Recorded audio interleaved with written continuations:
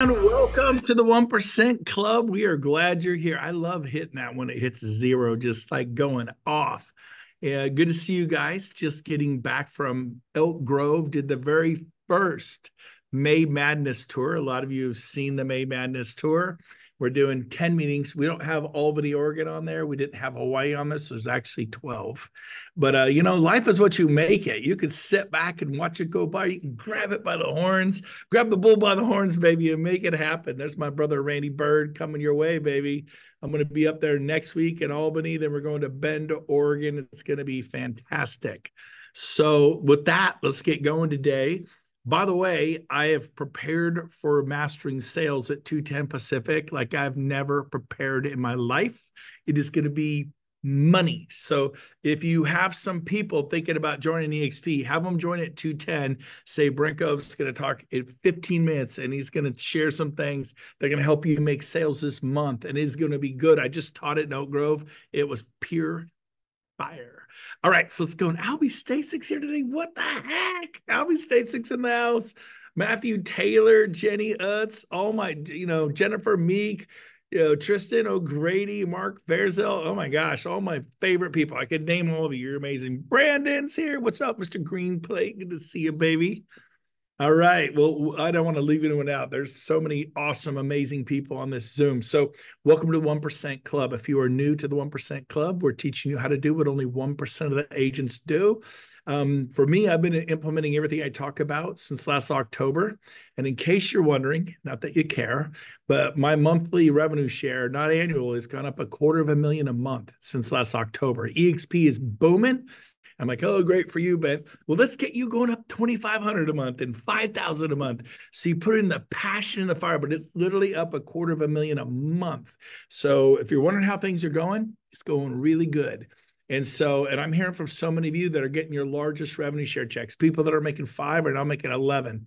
People that are making 11 are making 19. How is EXP doing? It's doing awesome. Is it about money? No, but it doesn't hurt when you hand your spouse a check for $19,000, or even sometimes maybe you're just hitting $3,000, but your house payment's $2,700 paid by EXP. Thank you, EXP. Hey, Melanie Weaver, good to see you there. What a great smile you have. So here's the deal. Luann Chicasso, I don't know if she's here today. She just bought her dream home in Hawaii, did it all with EXP revenue share and stock. And homes in Hawaii are not cheap and it's beautiful. And she said this never would have happened in a million years if it wasn't for EXP. We made a video together. She's going to put that out. So with that, let's get rocking. I asked Drew. Drew's always got a quote at the end. I go, Drew, you're with me all the time. I want you to actually put together some content for today's 1% Club. I do it all the time, but where does your brain go? Like, what do you think about it? And then since Albie Stasix here, Albie, I'm going to ask you to chime in because he's a legend. We don't get legends here all the time. When John Wayne shows up, you make sure John Wayne gets to talk. So, but before we have Albie chime in, and Drew, where are you? I don't see you here. I'm right here, brother. Where are you? Put your hand up so you shoot through the corner of my screen or so. There you are. There you are. Okay. In fact, yeah, let's everybody go to speaker view. That'll help. Because everyone go speaker view, upper right hand corner, hit speaker view. Because you're going to look at all 25 boxes and be looking at people chewing gum or having lunch or doing whatever they're doing. And you're going to get distracted. So go speaker view. Okay. So we have 5 key salient points for today's 1% Club, how to build your business, and crafted by Drew. He read them to me. I go, I like it. Let's run with it. So, Drew, what's the first one?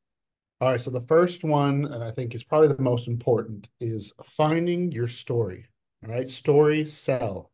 Right, we have all heard Brent tell his story time and time again, and I know that there's a lot of people that will sit there and say, "Well, yeah, I'm not making millions of dollars. I don't have this story. I didn't sell 4,000 homes in my career." Like, of course, it's easy for him, right?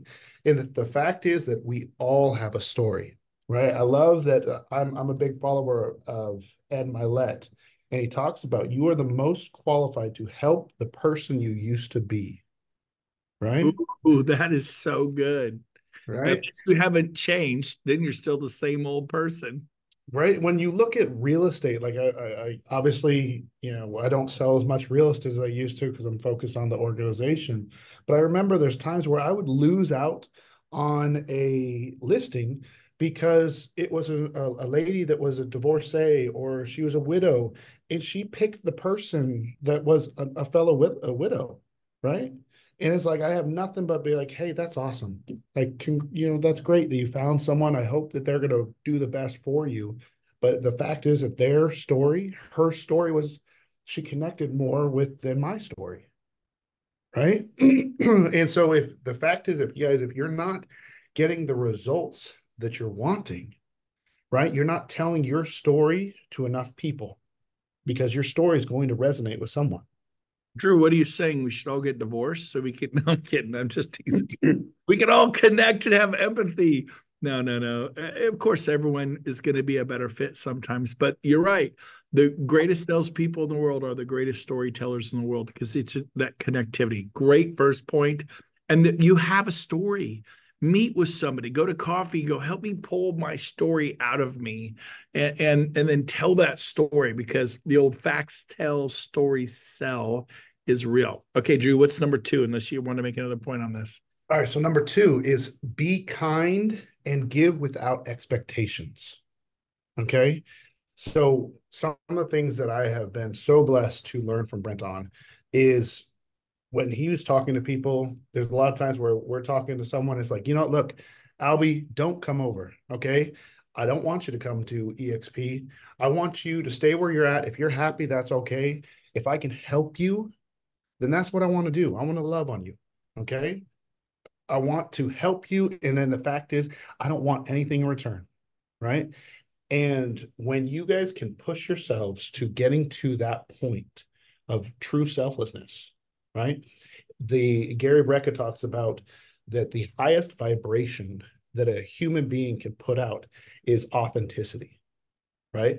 So when you feel someone that they're like, you're like, I love you, man, and you feel that, like that's more powerful than someone sitting there and saying like, well, I mean, I'll give you an 85, 15 split, right? Like, hey, you know what? You can save $3,000 if you come over this one. When you're like, man, Pam, if you sell out to this, I will be there every step of the way with you, and I mean that to my heart, right? And they can feel that, right? I want to. This is so good what he's saying. I want to interrupt you.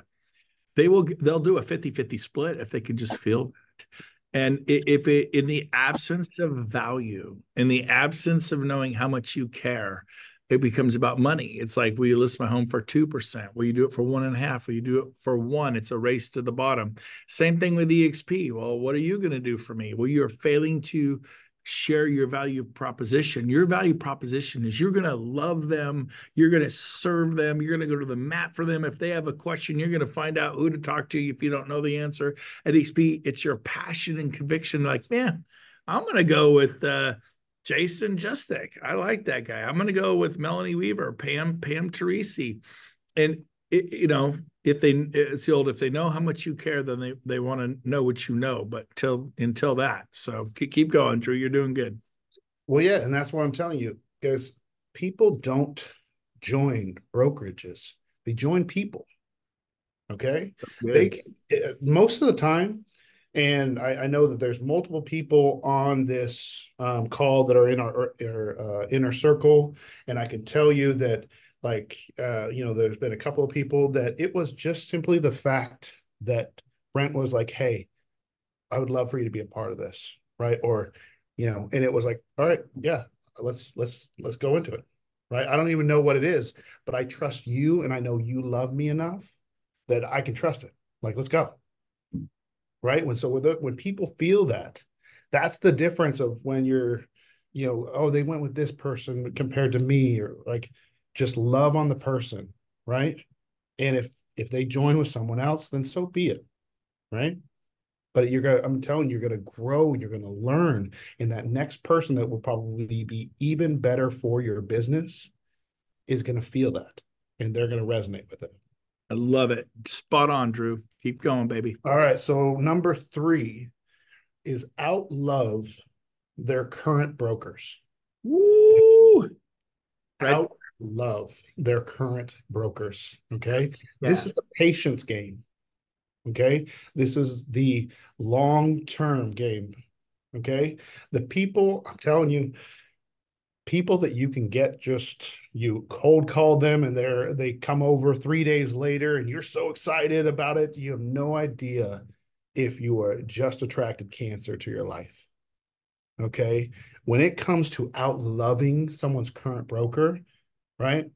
I'm assuming like Albie probably wasn't a thing for you that you just immediately came over, right? You had a relationship before you thought of coming over to EXP, right? It was the relationship, it was the patience game of someone putting in time and effort in that relationship that made you look at this, right? So that's where that was number three. Yes, sir. Okay. Well, let's ask Albie. Albie, I can't see you because I'm on speaker view. Can you unmute yourself? What made you join EXP other than obviously you saw the model, but you had a relationship with Cliff? Share a little bit about that, will you? Sure. Hey, everybody. First time here. Thanks for the invite to the, I'm honored to be part of the 1%. Thanks. Thank you, brother Brent. So, I mean, Drew is nailing it on every point here. I can't emphasize that enough. Agree with everything he's saying. As far as what got me, it was a relationship. Coach Cliff Freeman was my first real estate coach with Kinder Reese coaching. And then I actually became a coach for Mike and Jay, and then we were colleagues, but just remained very close friends. And truth be told, and I've told the story before, Cliff was trying to tell me about EXP for about 6 months, and I blew him off for 6 months. And I was running a small independent brokerage of 12 agents, and I was losing. I lost my two top agents. I was getting my butt kicked, and what it did was it actually ended up sending me back into production because I was out of production. And that kind of got me to like, okay, Cliff, I'm going to listen to you just so you can just go away. It wasn't, that was it. I said, just listen. He's like, will you just tell him? Actually, what he said was, will you tell me I'm crazy? And I said, now that I can do. I can tell you you're crazy. So, you know, what for me, what he showed me solved some problems I was looking for some solutions for anyway. And so that's sort of how, it came to be. But the whole reason I looked at it was because of trust. And I did trust Cliff, but I did think he was crazy because I had my own independent brokerage and EXP. This is Brent, you remember it was EXP who? What's that? Yeah. And this was 7 years ago. In fact, it's 7 years ago this month that he finally got me to open up and look at it. 7 years this month, and then it took me another 60 to 90 days of doing my own due diligence research, finding who Glenn Sanford was and what's this thing he's building. So yeah, that's how I got I introduced. love it. Albie, in your defense, Cliff took a lot of time to look at it too. I talked to him and he waited a week. It was a long time, A Albie. week. Now, here's I'm teasing Albie. Here's another. So real quick. So you went from 12 agents to 1,200 agents. Is that not true? You went from 12 to 1,200. Is that correct? Yeah, we hit I think we hit 1,000 agents after 12 months of transferring the brokerage over. We were at about 1,000 in the organization, and 1,200 came short very quickly after that. Yeah, that's awesome. And today I know for a fact you have over 12,000 in your organization. There's people on levels 8, 9, 10, 11. Tina Cole's in Yeah. your organization. So, I mean, I bet you if you added it all up, you have 20, 25,000 people in your organization. I wouldn't be Yeah, I don't know. It'd be interesting to see what that entire tree looks like because it kind of chops off after Michael and Jay's seventh levels. level. It's about just under 14,000 before that, but only about 67, 6,800 are from my seven and my seven levels. But I never really thought that it would go as big as it did. Thank you for your inspiration and your leadership, Brent. And I mean, the one quote that I do want to share with everybody, and it was something that I saw, and I actually had it on my Facebook for a long, long time. but it was entrepreneurship. It was about doing what we do, which is business owners and growing our own, basically making our own destiny. And entrepreneurship is living a few years like most people won't, so you can live the rest of your life like most people can't. And when I read that for the first time, it stuck with me so much that I actually put that as the quote on my Facebook so I could read it every single day. I wrote it on my whiteboard. When I see or read something inspirational, I always put it up on the whiteboard so I read it every single day. And really what the message behind that is discipline, is sacrifice. How much am I willing to sacrifice every single day, which most won't, so that I could live a lifestyle that most never will? And that was my driving force over the last, I don't know how many years, 6 years, 6.5 years being at the company. Um, you know, be the person that's going to go out and do the things that most won't. You're looking at the king of that.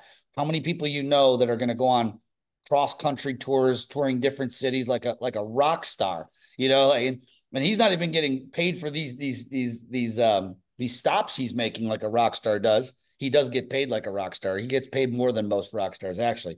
But that's the type of commitment. When I saw what you were doing, Brent, when I saw that tour, I'll tell you my sister. I screenshotted it to my sister, and I said, "Call me. We need to talk about." My sister is my personal assistant, so she sets everything up for me.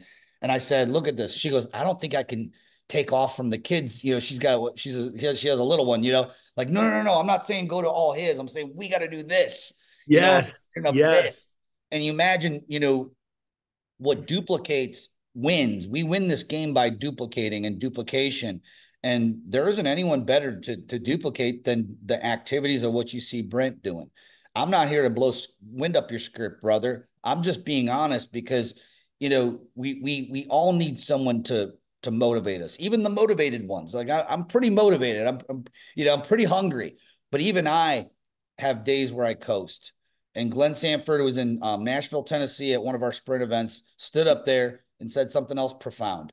And that was, a lot of you in this room are making a lot of money, and that's great. And I'm proud and happy for you. He said, but a lot of you are coasting right now. And I'm going to tell you that what comes after coasting is pain. You just don't see it yet. It's hiding around the corner.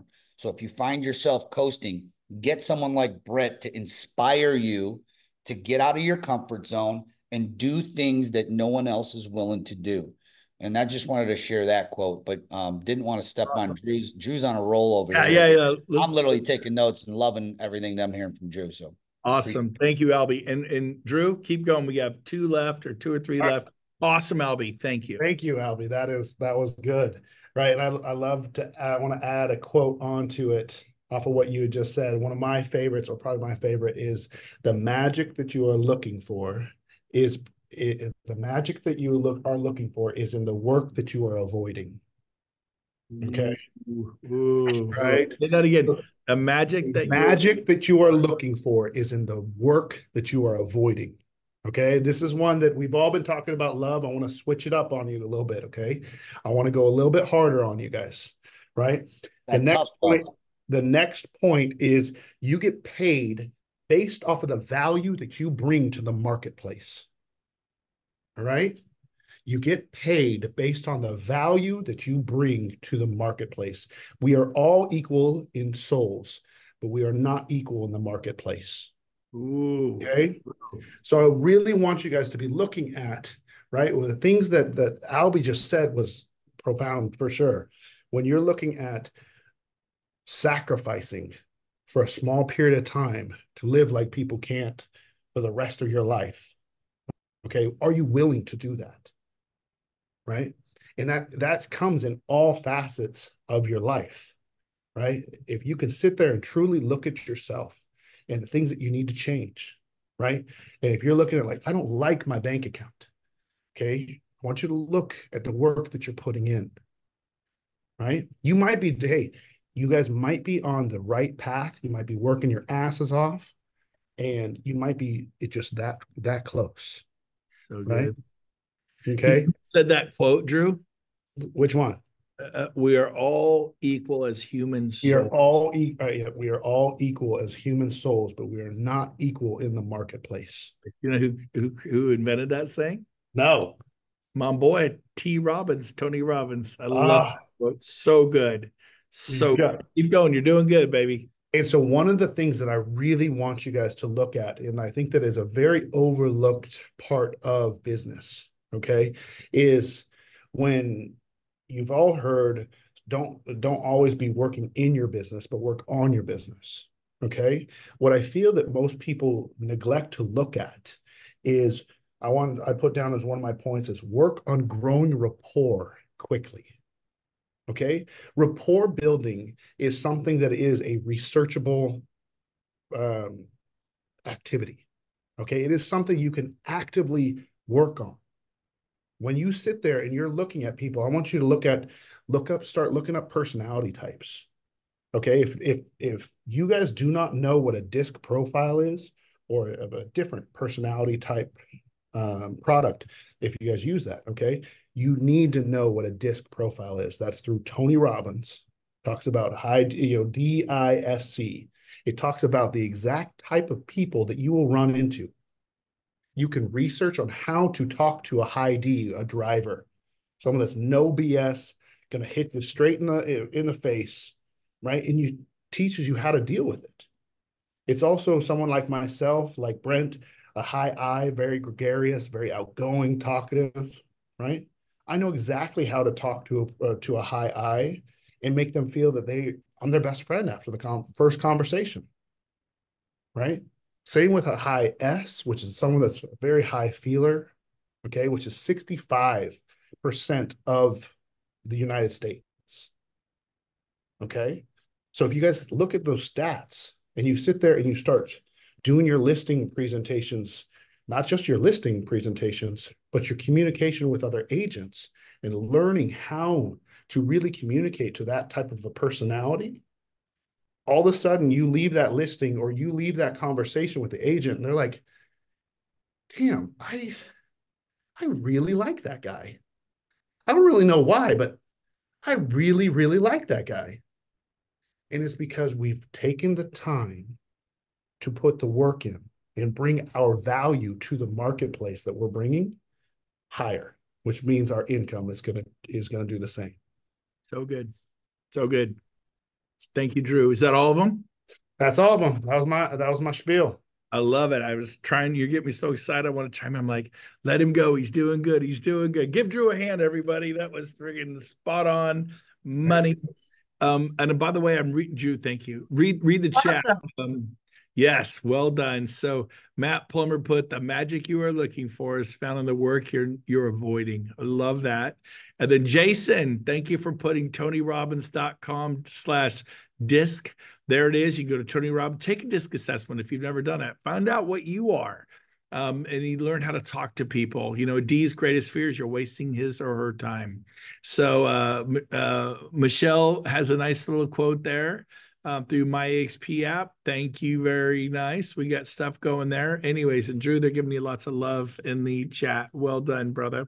So I want to say this. Here, someone typed this. In fact, I'm going to give it back to Matt Plummer. Matt Plummer, type this in the chat. That won't show up a million times, but type this because I want you all to get this as we wrap up today's 1% Club. The man or the woman that holds the mic is the man or the woman that makes the money.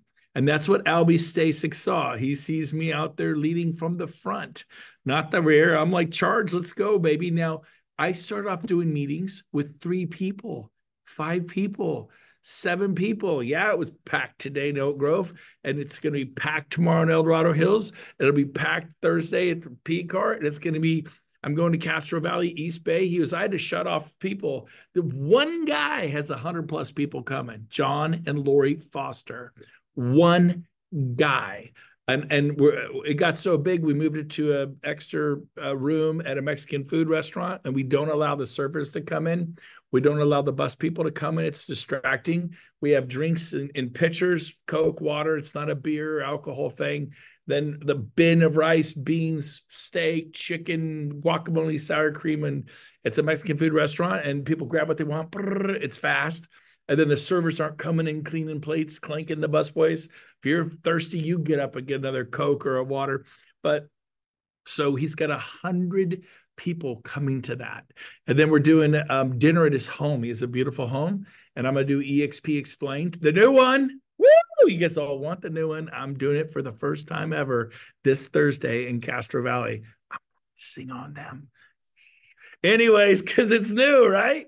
And so I've got to have it all. I kind of did that to myself because I got to figure it out by this Thursday how to kind of to explain it, and it'll be great. It'll be good. But he's got 100 people coming, and then we're going to deliver so heavy on the front end. It's 12:30 to 2:30, 2 hours of delivering, right? Of massive value add. That at 4:30, hey, if you like this, come back later today. We're doing an EXP business briefing. Dinner's going to be served at John and Lori's home in Castro Valley. It's a beautiful home. You're invited to come. Who gets invited anywhere? We're going to blow that out with probably 100 plus. Everyone come back with the guests. Heck, we may have 200 people at their home. We're doing this thing. But I want you to know it started off with me and 3 people, me and 1 person, me and 5 people. Now I go places and they're everywhere. So don't you worry about it. And I guarantee you, Albie, unmute yourself. Do you remember when you got your first 5 or 10 people? Your entire organization had like 7 people in it. Do you remember that first month where it's like, this might work? Not your team, you brought over a handful of agents, but actually you started getting new growth. Do you remember that feeling, Albie? Yeah, yeah. It was surreal. We were new at this. You weren't new at this, but we were. I came from first, Century 21 way back in the day. That used to be a really big company way back in the day, very popular here. And then, ended up going to Remax. I was a Remax guy just like you. No revenue share there. I got Starbucks cards. Anytime I referred an agent to the broker, I got a $25 Starbucks card. And so I made the connection very quickly that this revenue share thing was pretty awesome because I can buy my own Starbucks. I want the revenue share, baby. Amen. So You were trading the cow. I always call that trading the cow for magic beans. yeah, The right. cow is the value, and I got $10 Starbucks cards. You got 25. By the way, tell everyone where you live. Tell everyone where you're from. I'm in the suburbs of Cleveland, Ohio. There you Yeah, go. beautiful Cleveland. So we just lost to Boston. If anyone that is a Boston fan, we don't want to talk right now, but we're fighting for our life there. And but yeah, Cleveland, Ohio. So the average sale price is super low here. When I came into into EXP, it was probably south of 200. It's a whopping 240. If you really kind of evened it all out, we have suburbs like the one I'm in where With it's the COVID boom, you've yeah, got maybe, 240. where I live, it's maybe over 400, but I'm saying as a whole, we have to sell a lot of real estate, lots of real estate to make a good living here. So yeah, that's where I'm at. I think the biggest thing that I didn't realize was that I thought that the majority of the growth would come locally. And it was actually just the opposite. It was from all of the investment that I put into going to real estate events, speaking at real estate events like you. You inspired me. Mike and Jay threw me up on their stage for the first time. I never spoke ever in front of anybody. And I was so scared. I may have been literally like a quivering lip up there. Like I might have been shaking literally. In fact, I know I was. And you encouraged me. You're like, get out there, you're gonna crush it. And I was like, okay, what do I got to lose? And the whole quote that you said about the mic is so true. I was terrified, beyond terrified. And I'm not afraid of a whole lot of things, to be honest with you, but I was terrified of that. And it's like anything else. You get out there, you get a little one under your belt. Then, you add 10 more people to the room. You don't even think about it. Then another, you add 15 to the group. You don't think about it. And it starts to build. Next thing you know, you're at one of Brett's build. I think that was the biggest room, 6,000 people at your biggest build event with Tony Robbins speaking. And it's so, yeah, get on the mic. I'll give you one last thing. I'm going to Canada. I'm going up to Ottawa. I don't know if anyone on here is in Ottawa, Canada. I leave next week. And I'm not 100% sure what I'm speaking about, but I'm speaking and I'm going to get up there and get back in front of people and transfer as much value as I possibly can to the marketplace. So appreciate I you having love it. Thank you, Albie. Thank you. Hey, Love everybody. you, Albie. You're the I man. love you. Hello, Carolyn. By the I way, might be coming back to EXP on the realty side. Just quick commercial. okay, All so right. as we're wrapping up today, make sure that you have notes. Like when I speak, I just have little stories, little notes, and it's easy to do, and you can just read them. Don't get up there and wing it. Don't get up, write down a few notes. I was this is a much longer talk, but so I wrote more, but you just need to write down like 5 things. And on that note, we have people asking in the chat, Drew, what was your 5th key salient point? That was work on growing rapport quickly. Okay. And what Another was number form of 4? working on your business, Mm-hmm. right, is working on learning how to build rapport, right? Learn on those personality types, learn on keywords on how those can be communicated to those certain personality types to just get rapport going quickly. Real quick, because I know how people are, they missed one. Just read all 5 real quick. Number 1 was? Okay. Finding your story sell. Number 2? Is be kind and give without expectations. Love it. Number 3? Outlove their current brokers. Money. Become more valuable than their sales manager. Money. Number 4? And then number 4, you get paid based on the value you bring to the marketplace. Phenomenal. And number 5, we just said it. Is work on growing rapport quickly. So good. So good. And people are loving this. They're putting all kinds of information. Coach Bill Rapp just rocked it. Good job, Bill. He's put his notes in the chat. So here's what we're going to do. Thank you, Drew. Awesome, as always. We're going to take a short break, and we'll be back in about 7.5 minutes. And I'm going to deliver the best mastering sales with Brent Gove I've ever done. I am prepared. And all I could say is go get a cup of coffee. Actually, you don't need one. Just come on, I'll see you in a few minutes because I'm going to blow your ears You're off. the fire. All You're right. the fire. Thank you. Thank you. All right, you guys, we'll see you in a few minutes. Bye-bye.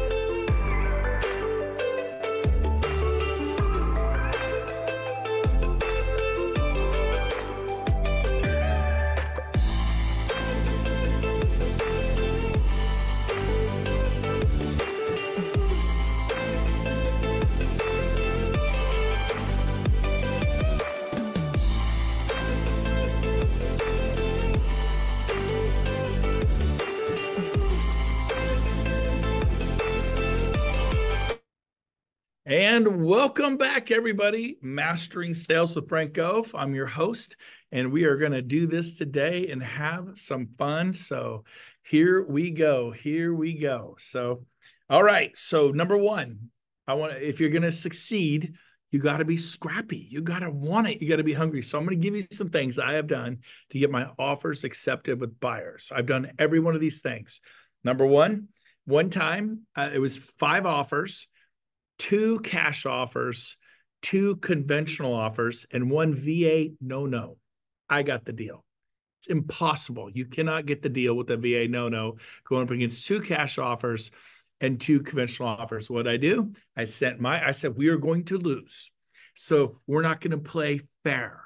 You are going to the door with a basket of fruit, grapes, cheeses, meats, and wine. And he goes, "Oh, I saw the kind of wine the guy likes." The husband got into it. I go, "Yeah, he likes the syrup." I go, "I like that one. I know this great Italian delicatessen." And he bought like a Magnum. And then he shoved it in the middle of this giant basket. I said, "I want you to go to the front door, knock on the door tonight and go, 'Hey, we're the Andersons. It's my wife, Jill. Here's our 3 kids. We would give anything to raise our family in this home. I served in the military. I realize, I'm probably, this and that. But man, I just promise you, if you ever come back, we'll invite you into the backyard. We see the herb garden you built. I told him, talk about the herb garden. These people are into gardening. Say, we will maintain the herb garden. You are our VIP guest if you ever come back. People want to see their home." Marty Hampton's laughing at me because she's been around. She knows exactly what I'm talking about. And guess what? They chose us over 2 cash offers, 2 conventional offers, a VA no. It was in El Dorado Hills, for those of you in Sacramento. It was in a place called the Promontory. It's awesome. The home has doubled in value. We got that thing for $700,000, easily worth 1.4, if not $1.6 million. They're happy VA no buyers. Another thing I did, and I don't know why, Marty, you reminded me, but I forgot about this one. I noticed the sellers were retiring to a 55 and older community in Oregon, out of Sacramento. They had a dog named Peaches, and she mentioned while we were there, she goes, "I just don't know what we're going to do with their dog. They don't allow dogs at the 55 and older." And they love their dog, but they're like, "We have to do this. We cannot afford to stay here in California, and we need the benefits and the help of being in this community. And they don't allow pets. We're just distraught. I don't know what we're going to do with Peaches. I don't know what." So we went to make the offer. Everyone wrote offers. There were multiple offers. I put in that doggone offer. The sellers love Peaches, the golden retriever. I mean, the buyers love Peaches, the golden retriever, and the buyers would be so privileged to let Peaches remain at the property, feed, care for, love, and make sure Peaches lives a long life with a lot of love. I wrote all that. You write that in your offers? Yes. It's not fair. Don't be, this is war. Get scrappy. I write that stuff under additional financing terms. Well, that's not where that goes. I know, but there's room to type. And I put it all in there, man. Guess who got the deal? The couple who offered to take in Peaches because it was important to the sellers. This is not about being fair. This is about you winning for your family. And you're like, "Well, that's dirty pool." I don't know. I think it was pretty sweet to take Peaches on. And that dog lived there. We'll send you pictures. You come by and visit Peaches anytime. Peaches gets to enjoy this beautiful backyard. You get to go retire in Oregon. You guys, be scrappy. Here's another thing I did. You ready? One time we found out what kind of wine. The guy was a big wine drinker. We found his favorite wine. We came back with a huge bottle of that particular wine. We got the deal.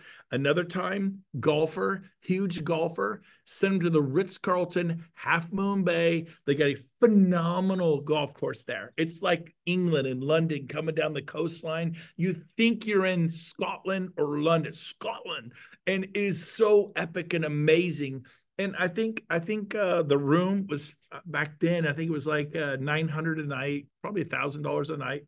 We're going to put you up at the Ritz-Carlton. We're going to pay for your golf. It's like, 225 around, about $450. And it was like $1,500. But who would pay $1,500 for their dream home?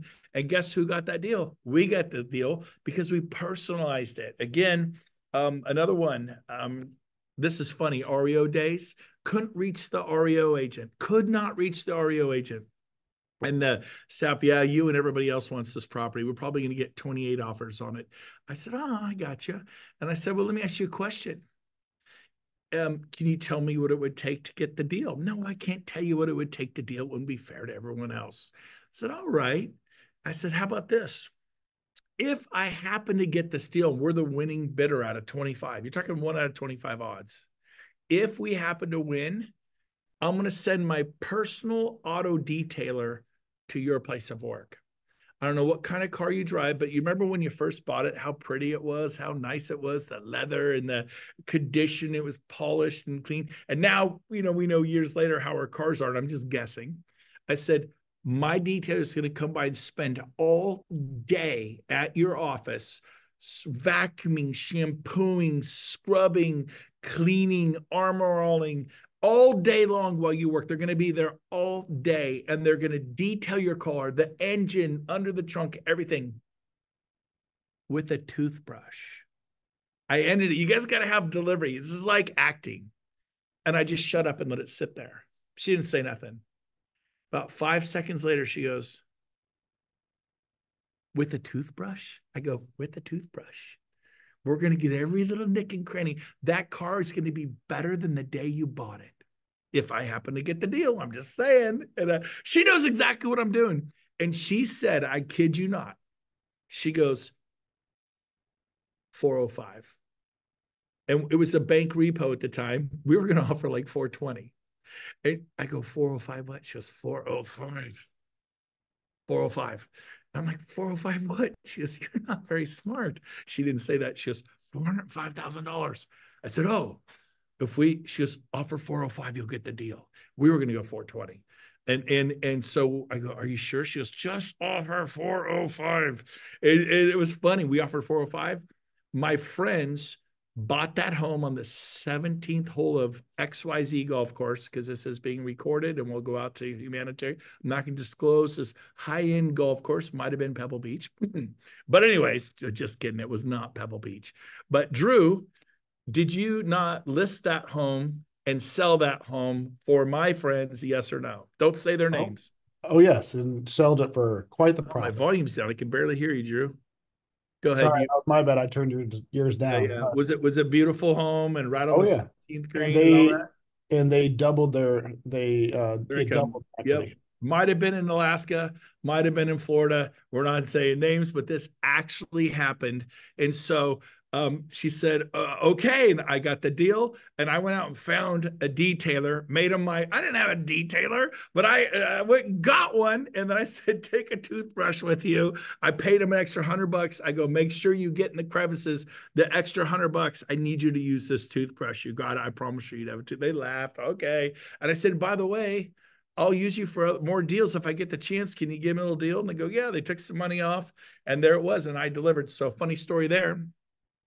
I think 3 years later, try to get a hold of that same REO agent, no answer.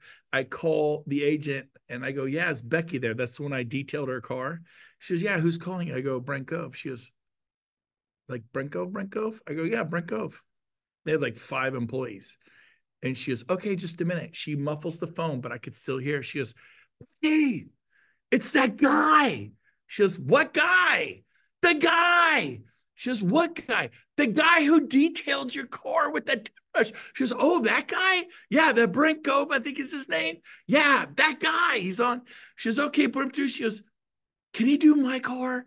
Can you like, let's help him get the deal. I got another deal. Cost me, I think, $175. Like scrappy. Can you be scrappy? Are you detailing secretaries' cars? How about this one? John Brophy, another REO agent, couldn't get into Keller Williams. I was a Remax agent. You can't get by the front desk. They don't let you walk into Sotheby's past the front desk, past Berkshire Hathaway, past whatever. You can't just walk in and go find people. So what do? You can't, you better talk to that listing agent. You ain't going to get anywhere. What'd I do? What would you do? I thought, At 11 a.m., I ordered 5 large pizzas from the last honest pizza guys, Round Table Pizza.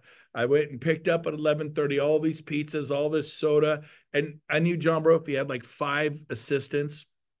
I went to the back door of Keller Williams and I just waited.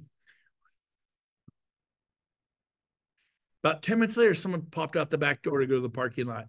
I said, "Oh, thank you very much." They held the door open for me. And I go, "I'm just a delivery guy. I'm just a delivery guy." And I walk right in the back door. They assumed I was supposed to be doing that. I have no idea where John Brophy's office. Now I'm inside Keller Williams delivering lunch.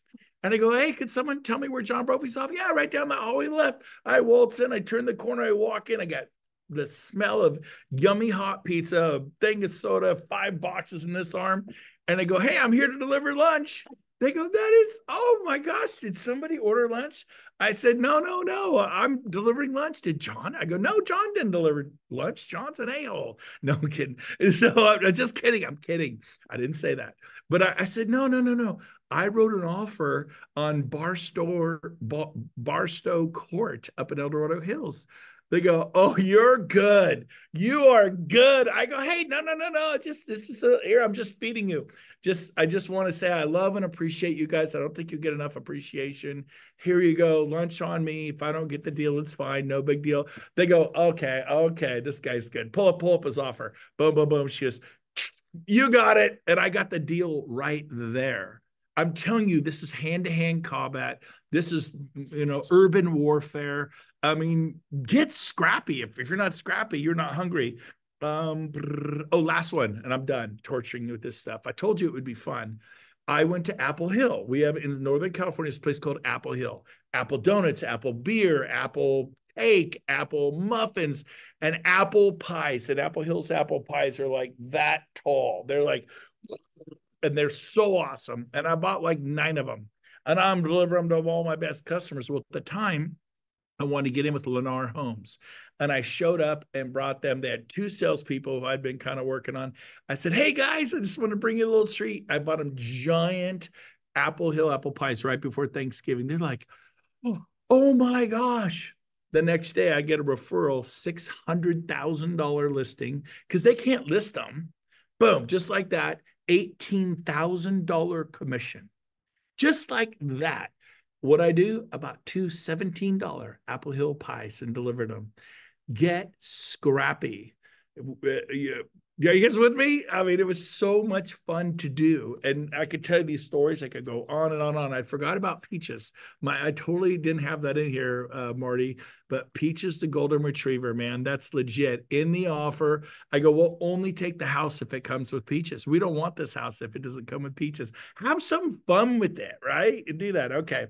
Grandma's buried in the backyard. Hey, come anytime you want. Come visit grandma. Whatever it takes, guys. Come on out. Bring flowers. We're going to give you a key to the side door. Come on back, Okay, I'm going to move on. Let's see. Key salient point. My next one. The first one was get scrappy. Key salient point number 2, manage buyers and seller expectation. You say, because they complain, I was clueless, I didn't know what was going to happen. So the first thing you do is we're going to get you a beautiful dream home. We're going to get an escrow. The next thing that happens is we're going to do a home inspection. The next thing that happens is they're going to send us disclosures. So we're going to review those. And if you're happy with what they disclose, nothing scares you, and the home seems to be good and the home inspection comes out well, then the lender's ordering an appraisal. The home will be appraised. And as long as it's appraised good, and even they do their own inspections, the appraisal company, because the bank wants to protect itself. They don't want to rely upon your home inspector. So they have another home inspection. The seller has to disclose all this stuff to you. We do our own home inspection. If we're worried about electrical or the roof or windows, we send out a window company, an AC company, a sewer, a well. We'll send specialists, but we're going to make sure you're protected. You totally know what you're buying. And then if you feel good, if you've reviewed the disclosures, you've looked at the CC&Rs and the prelims and the HOA docs, which tell you, here's the restrictions. You can't put a semi on the property and have it idle all night. In this suburban neighborhood, you can't plug in your motorhome and run a sewer line across the sidewalk and power lines across the sidewalk. You cannot do. You're going to find out what you can and can't do. And once you review all that and you're good, we're going to remove contingencies. And then the lender funds a loan and it records, and I hand you the keys. This is the process. Have them come into the office and give it to them. Nobody does that. Like very few people do it. And we recorded this today, so you can listen to that again. That's the same spiel. It rolled off my tongue because I've said it thousands of times. Are you showing them how this is going to go?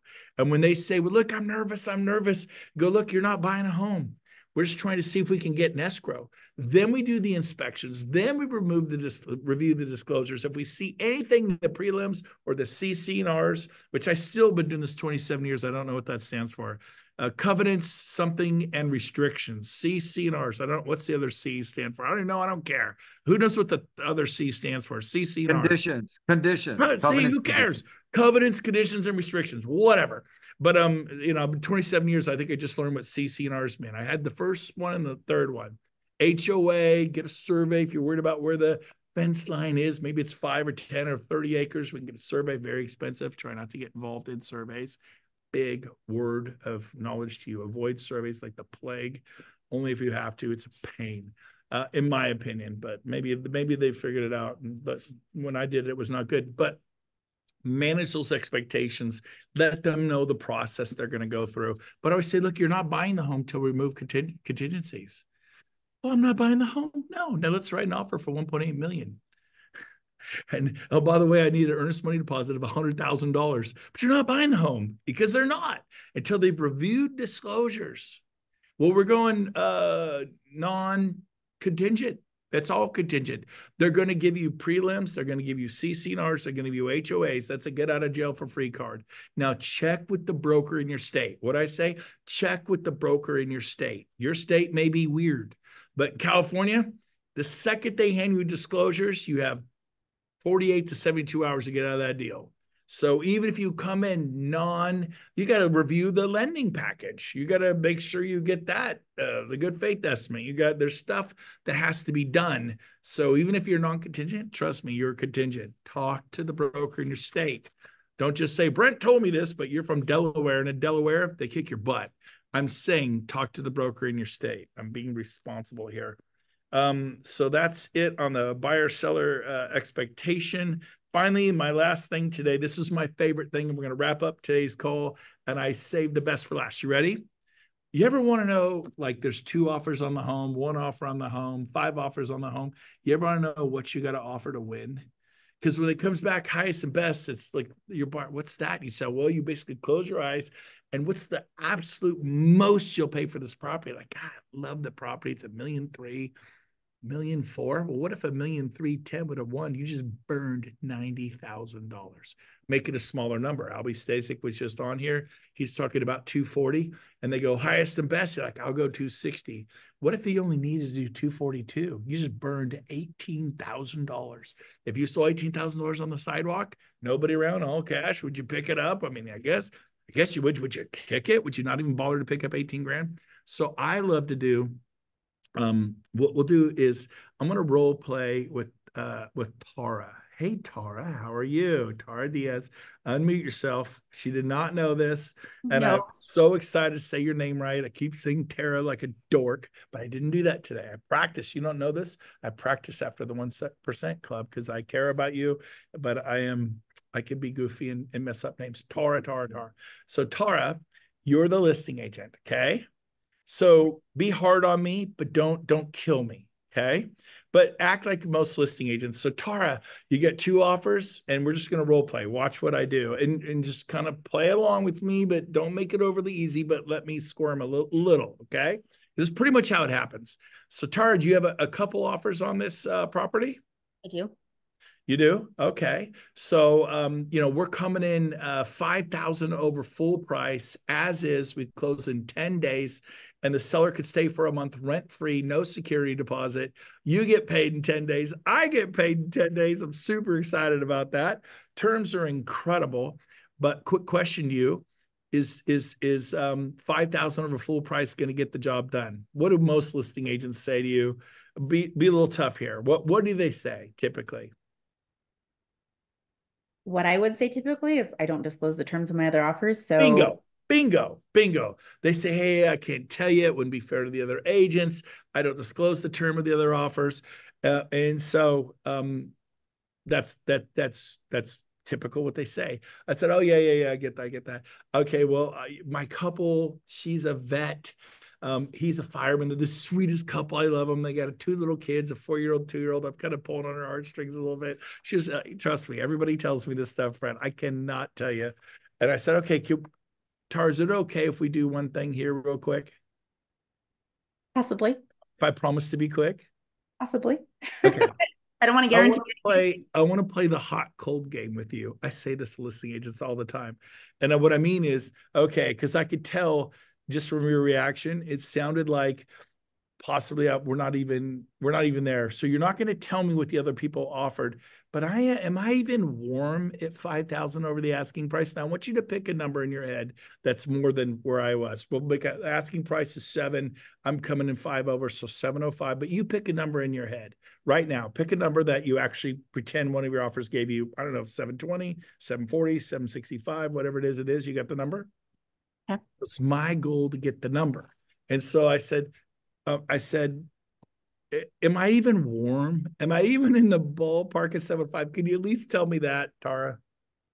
I wish I could, but unfortunately I can't. Okay. Well, okay, I got that. Let me ask you another question. If we went up to 715, am I even getting warm, Tara? 715. Would that make me warm or hot? I'm playing the hot cold game. You're not telling me what they're offering. I'm just asking if I'm even remotely close if I went to 715.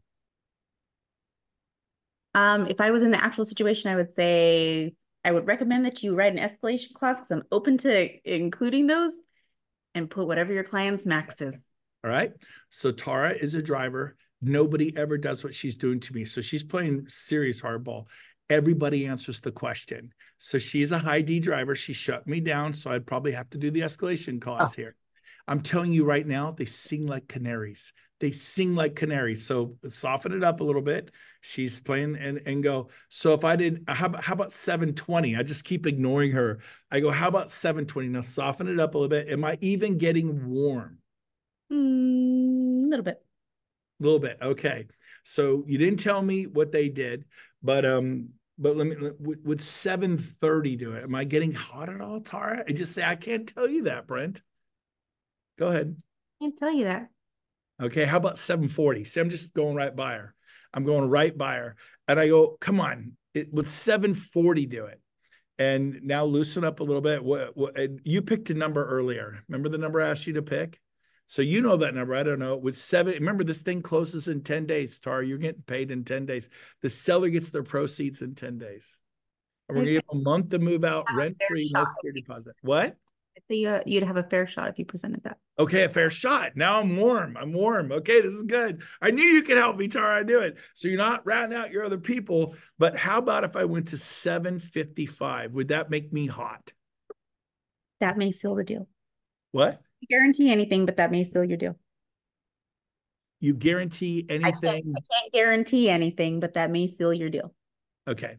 So she's being really tough on me. Soften up. The most normal agents, I've done this 100 times. They would go, man, you're really hot. You're really hot.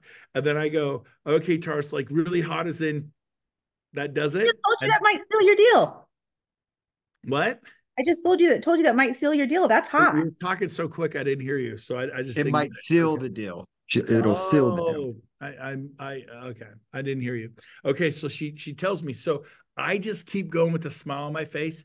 They tell me every single time. I don't think I've ever been shut down. Now, I did ask her to be tough on me, in fairness to her. But I go, Tristan, we're just playing the hot gold game here. You're not ratting out the other age. But am I even warm? Yes, you're warm.